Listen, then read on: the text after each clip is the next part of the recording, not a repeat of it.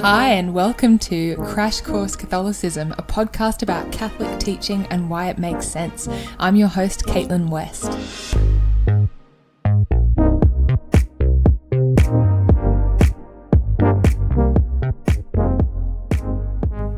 Hello and welcome to this episode on the human person and society. So in this next few episodes, we're going to talk about the social doctrine of the Catholic Church. And oh my gosh, I have been so excited for these episodes because I feel like I say that all the time, but I actually really have, because I did a course on the social doctrine of the Catholic Church earlier this year, and it was so amazing. Like, you know, when you're hearing something and you're just like, oh my gosh, this is the truth, this is truth, and you just want to like go running down the main street screaming it to anyone who will listen. I was just like, I just want to tell everyone about this. So I have been very excited to share these things with you all. And do you know what is so amazing about Catholic social doctrine? What I love about it is that the Catholic Church never ever says, this is how you specifically should run your society. Like, she never says the Catholic political system is a constitutional monarchy, or this is the Catholic solution to this economic problem, or whatever.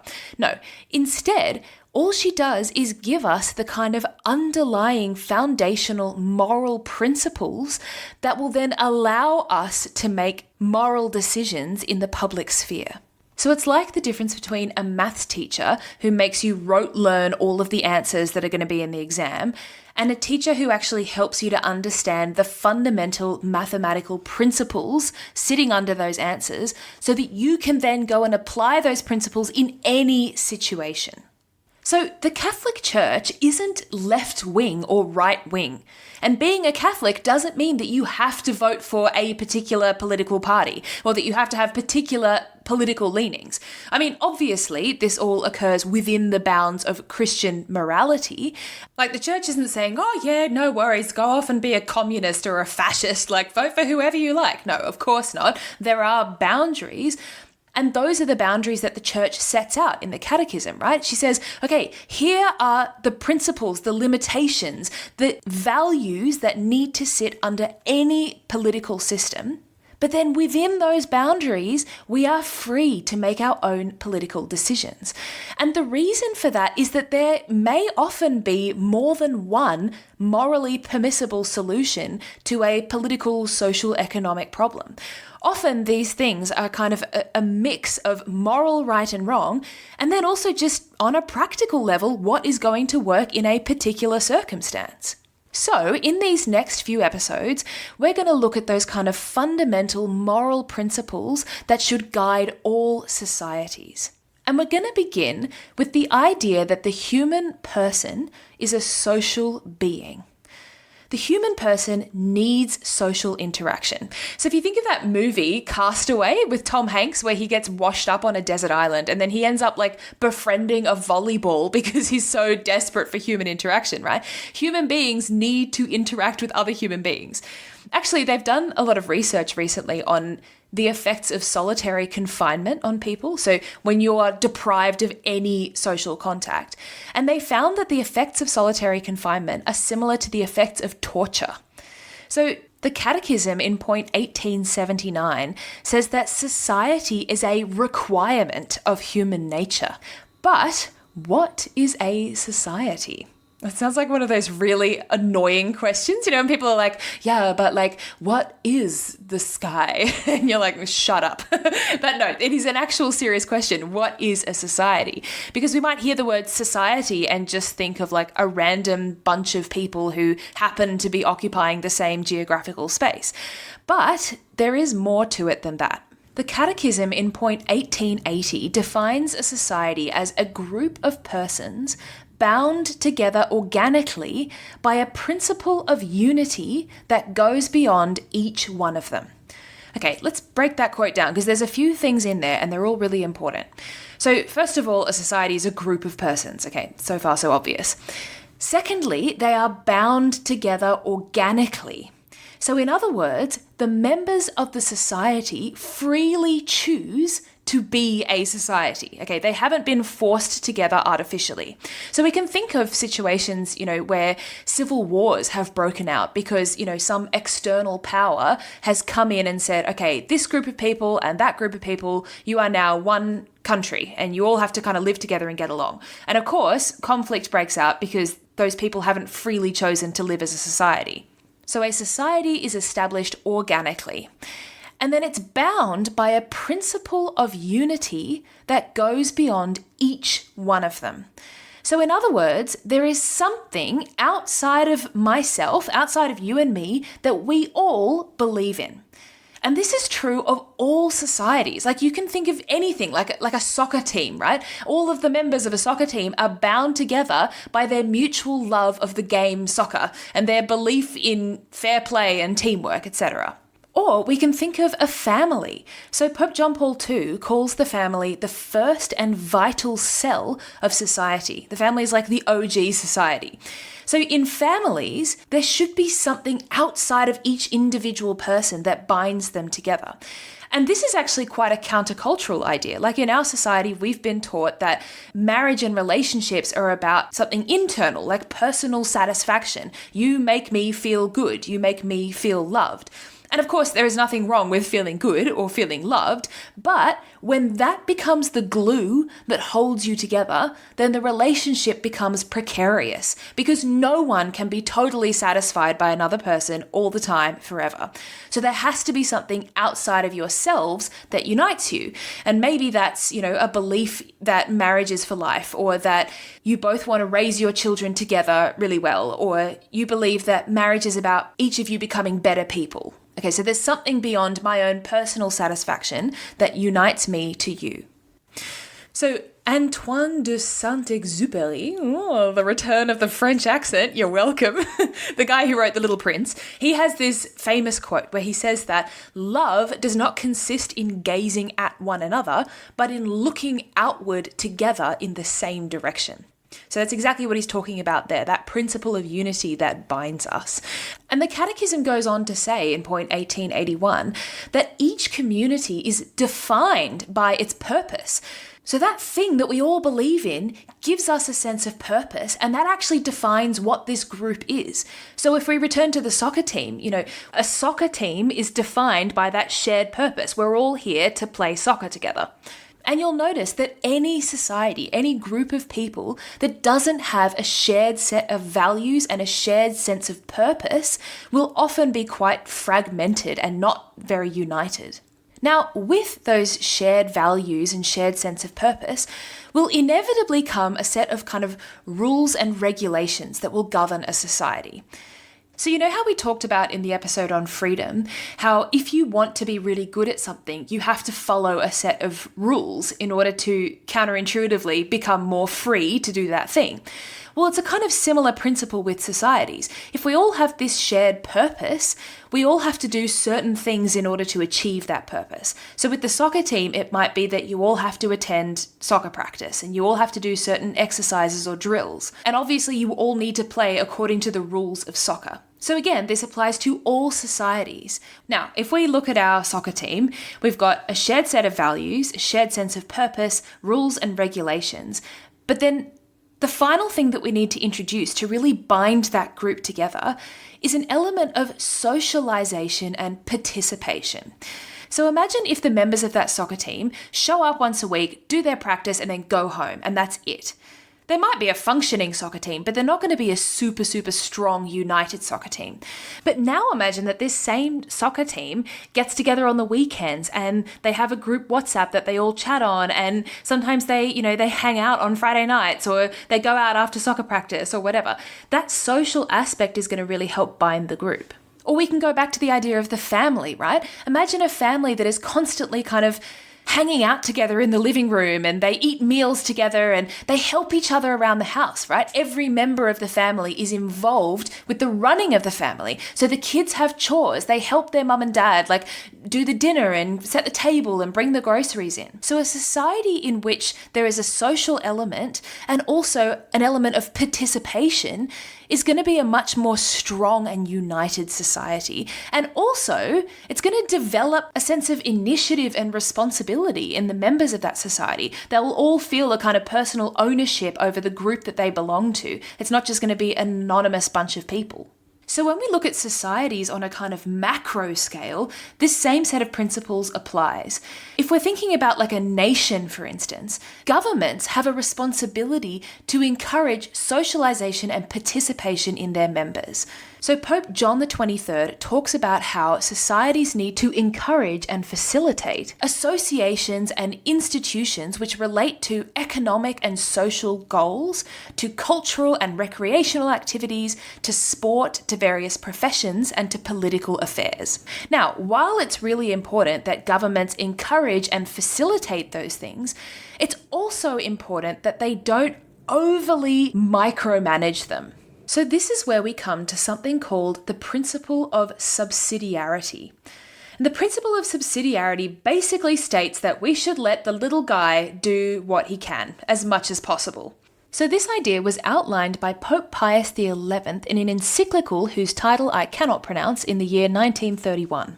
And basically it states that the functions of government should be performed at the lowest level possible. In other words, at the level closest to the people who are actually affected by those functions, provided that they can be performed adequately. So in other words, what those smaller groups can do on their own, they should be able to do on their own. So it makes me think of the TV show Parks and Recreation. I don't know if you're a fan of Parks and Rec. It's one of my favorite shows of all time. But I feel like in that show, you really see the principle of subsidiarity in action, right? You see the people who are really part of this community and they are taking care of their own community. And you can see how passionate they are about it because it's actually their community. And it would be completely inappropriate for a larger government body to come swooping in and to say, okay, now we're going to take care of, the broken swing in the local park. That's our job now. And it would be completely inappropriate precisely because those community members are more than capable of taking care of that themselves. If they were incapable, then that's when you go to like a larger body and you say, okay, we're finding this hard and we need some help. We need some funding or we need some assistance, right? So the Catechism points out in point 1884 that this is how God treats us, right? He respects our freedom and he allows us to take care of the things that we are capable of taking care of. He's not like a helicopter parent sort of like hovering over us and forcing us to do things and taking over when it's unnecessary. And that's precisely how societies should be governed as well. There's this Australian comedy film called Razzle Dazzle, and it's a mockumentary about like stage mums. And there's a scene in the film where there's this little girl and her mum has been like pushing her to be a star dancer. And at one point the girl is on stage dancing and she pretty much collapses because she's so tired. She just can't go on anymore. And the mum like runs on stage and grabs her daughter's arms and starts kind of waving them around and trying to dance on her behalf. It's so funny, but it's awful.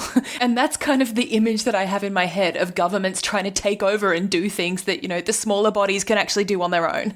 So one really important example of the principle of subsidiarity today is in the area of family and education. So in a letter to families in the year 1994, Pope John Paul II said that parents are the first and most important educators of their own children, and they also possess a fundamental competence in this area. They are educators because they are parents. So he's basically pointing out that mums and dads basically know best what their children need. And of course, there are exceptional circumstances where there are situations of, neglect or abuse or whatever. But generally speaking, parents can and should raise their own children. So if you've ever seen the movie I Am Sam, it's basically all about this question of like who has the responsibility to raise a child. Oh my gosh, if you haven't seen it, you should watch it and also prepare to cry because it is really beautiful, but really sad. But that's basically what that film is about, right? The fact that like parents, from a Christian perspective, we would say that they've been given the grace by God, right? They are the ones who know and love their child the best. So they are the most appropriate person to raise their children wherever possible. So it is not the job of schools or the state to raise people's children for them. I mean, unless it's one of those exceptional circumstances and the child is like an orphan or something. So the job of a school is to kind of support the education that a child is receiving at home, and then to also plug the gaps in areas where the family is incapable of educating the child. So in, high-level mathematics or physics or something, that's when the school actually has the responsibility of educating the child in those things. But when it comes to things like morals and values and character development, that's something that families can totally take care of themselves. So it's never right for a school to override or take over what should be happening at home. Okay, so the Catechism in point 1885 says that the principle of subsidiarity sets limits for state intervention. It tends towards the establishment of true international order. So it basically aims to prevent situations where the state takes total control of the political, social, economic lives of its citizens and prevents them from exercising their personal freedom. Now, as Christians, we obviously believe that the highest good is a spiritual good, i.e. God and heaven. Okay, that's the best possible thing. So what naturally flows from that is that material stuff, non-spiritual stuff, should always be subordinated to the spiritual. So stuff like money and property and even prestige and success, all of those things are fantastic, or they can be fantastic, provided we use them well, but they should only ever be a means to an end. They should never be an end in themselves. So this is one of the things that the Catechism talks about in point 1886, that in a society, the kind of interior spiritual dimension should always be the primary one, and the material world should support that interior development. So how does that work? What does that look like? I mean, are we saying that governments have to be like churches and they have to be delivering sermons and like leading people in prayer? Okay, what does that look like to serve the kind of interior development of citizens? Well, Pope John XXIII writes that members of a society should be encouraged to share knowledge, exercise their rights and obligations, seek spiritual values, mutually derive genuine pleasure from the beautiful. So basically, it's not like governments need to be like, churches and they need to be talking explicitly about God all the time. It's that in the way that they govern society, they need to be feeding that kind of intellectual, spiritual, psychological aspect of the human person, right? Encouraging people to think deeply, encouraging them to share their knowledge, discuss ideas. I love that thing about deriving genuine pleasure from the beautiful. Like that is such a good, beautiful point. As someone with an arts background, that's so gratifying to hear that accessing beauty is such an important part of the human experience and such an important part of our own spiritual interior development.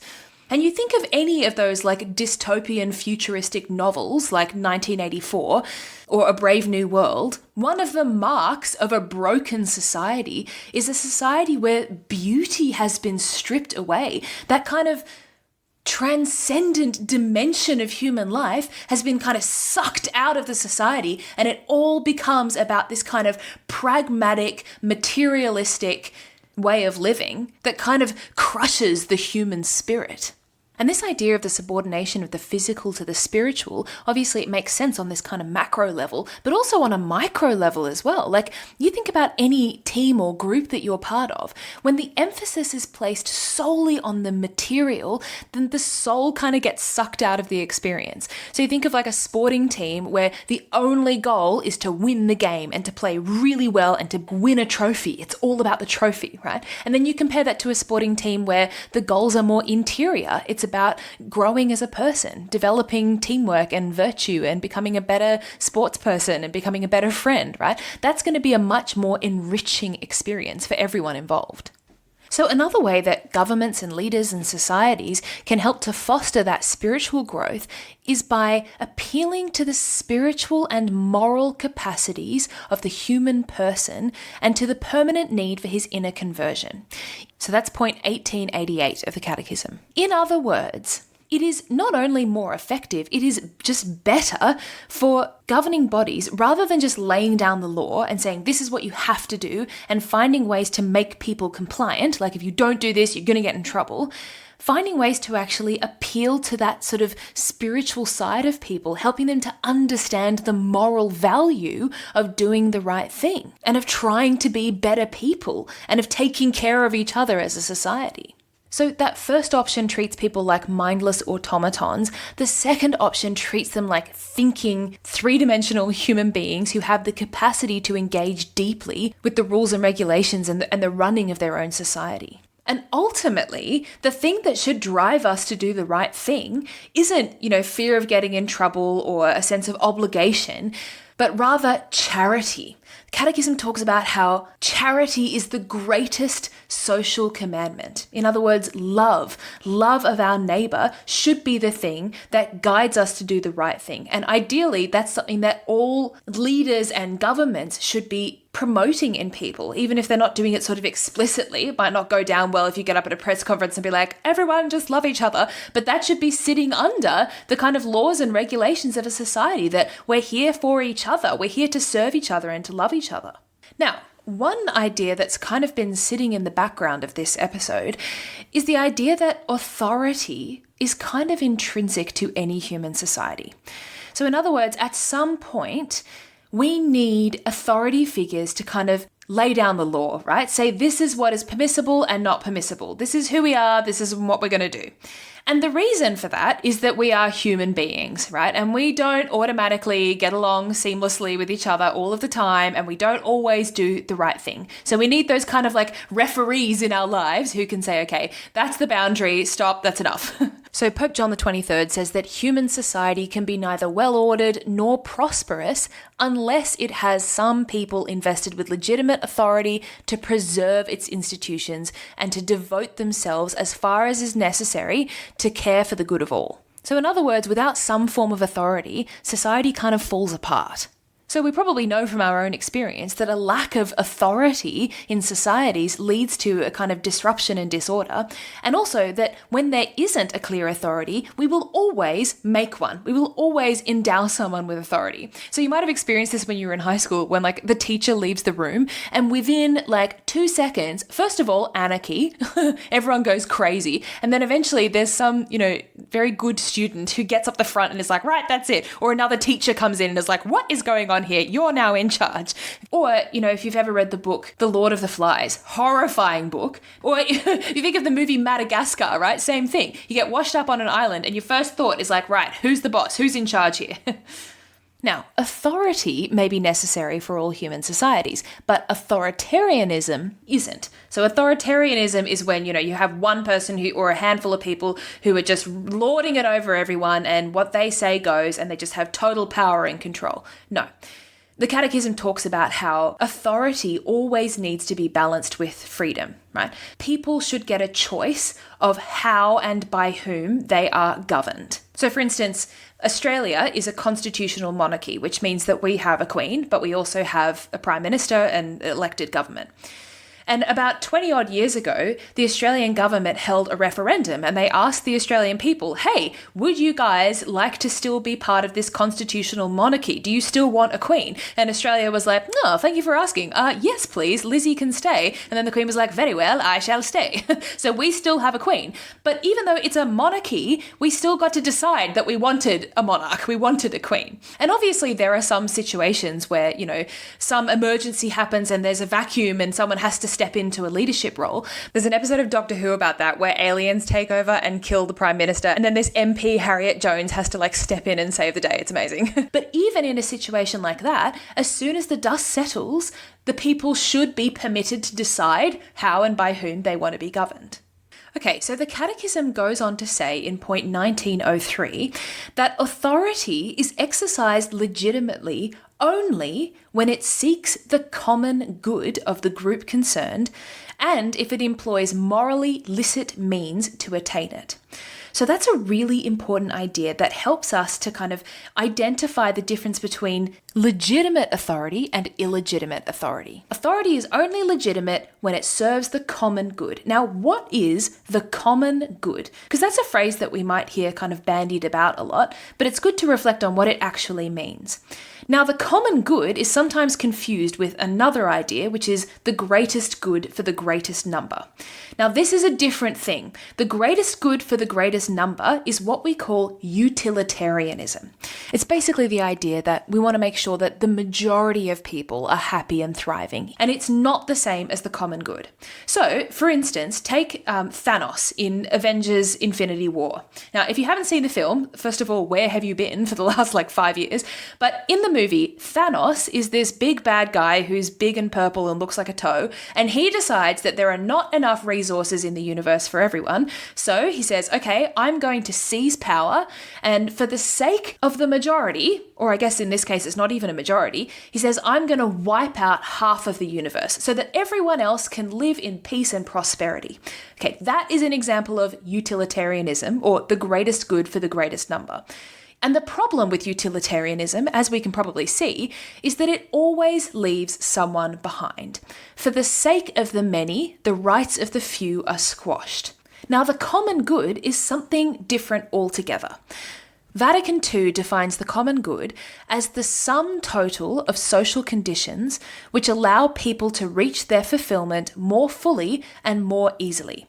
So basically what that means is that everyone's fundamental rights are respected. No one gets left behind. And as much as possible, every person is given the means to flourish. So, a world where 99% of the population have plenty of food and clothing, but 1% of the population is enslaved, that's utilitarianism.